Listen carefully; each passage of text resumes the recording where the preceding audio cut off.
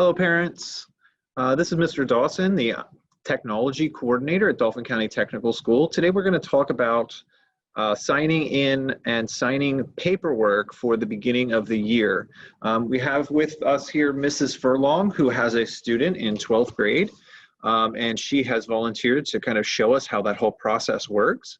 So the first thing that we're going to do is to click on the DCTS webpage, click on Student Resources. And then you can select the first option, Student Resources. And you'll notice as soon as you come to Student Resources, one of the first options is PowerSchool. So go ahead and click on that PowerSchool icon. It will open up a new tab for you. If you have not created your account yet, you will need to get the information that was sent home by the guidance office, and you can use that Create Account tab. There's other directions for that. If you need any assistance, please let us know. Give our school a call and we can direct you to where those instructions are located.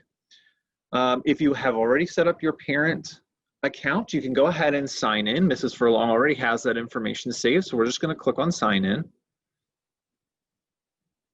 And this is going to be the Parent PowerSchool loading page, which shows you grades and attendance. So you can see that Mrs. Furlong has her student, Savannah, has a couple of courses in here, and she can look at those grades. But what we want to do is we want to start filling out our forms for the beginning of the school. So over on the left-hand side, you will now see a Forms tab about halfway down. Go ahead and click on that.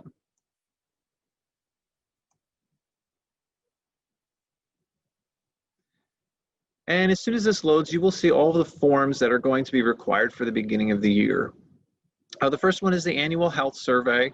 And you can see that they say under status, they say empty, meaning those have not been filled out. So you can go ahead and just click on that first one, annual health survey.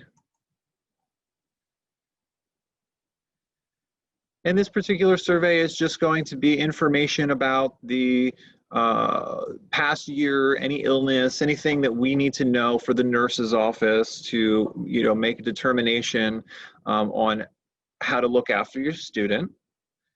So that can be just filled out simply by clicking the yes or no's and then answering the questions that are required. At the very bottom, there is an option for you to sign electronically. All you need to do is type in your full name where it says parent/guardian signature. The date should automatically be filled out. And then when you're all done, you can scroll down to the bottom and click submit, and that will actually take you to the very next form. So we're not going to fill this out right now, but we're going to continue on.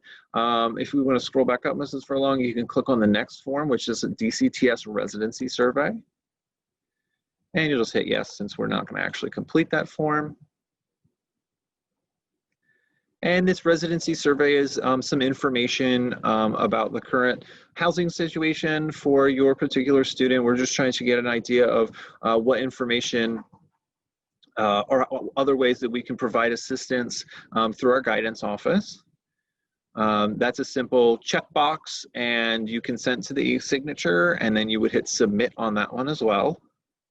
And we're going to go ahead to the next form, which is insurance protection. This one's going to be important for us because we need to make sure that all students have insurance, and we want to provide you with options if you do not have insurance.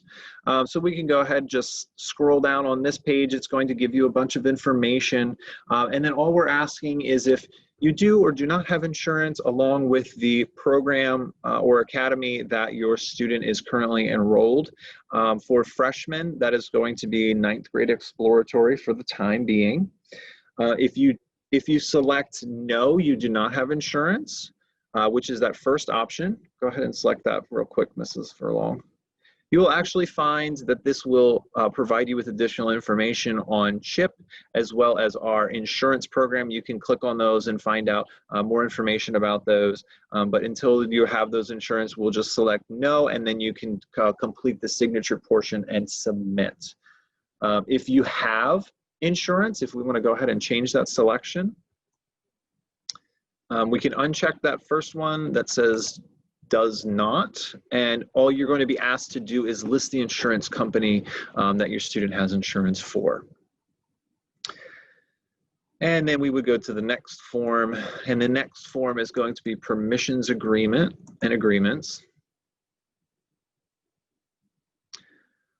Several of these are just acknowledgements, understanding that yes, you did get this information, your student does have that available to you. The first one is going to be our student handbook.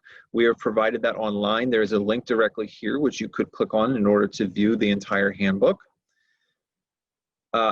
Emergency zoning or zone letter, planning zone letter is also going to be available to you. This is information that you will need in case there is some sort of an emergency at the school. So you would want to click on this. Again, this is all available on our DCTS website for future reference.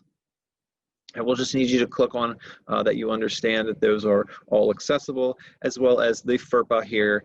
And then we have for students who are in 11th or 12th grade, we have denial of permission for military. So you can either say, yes, you can provide that information, or no, we do not want you to provide that information. And all we will do is ask you to click on consent for electronic signatures. And then submit that. And the final form that we have, we actually will not see on this particular list. We actually have to go back to the Forms tab. We can hit leave there. The final one is about the technology. It's under a different category, so that's why it's not in that same lineup. You can click on the DCTS Technology Parent Acknowledgement form. And this information, a lot of it is going to be filled out for you already. And we're just asking that you understand the acceptable use, our laptop agreements, and then our one-to-one program. So our one-to-one program, every student has a laptop. We do expect students to use the laptop for school-related activities. And then we just need an acknowledgement from both parents and students. And students, we will walk them through that over during their time in our program. In their school, sorry. So the only thing we would need you to do on that is just accept and answer the question either yes you do or no you do not have internet access in your household, and that is it. So thank you very much, Mrs. Furlong, for sharing that with us, and we're going to post this out on the web for all other parents. That's all. Thank you.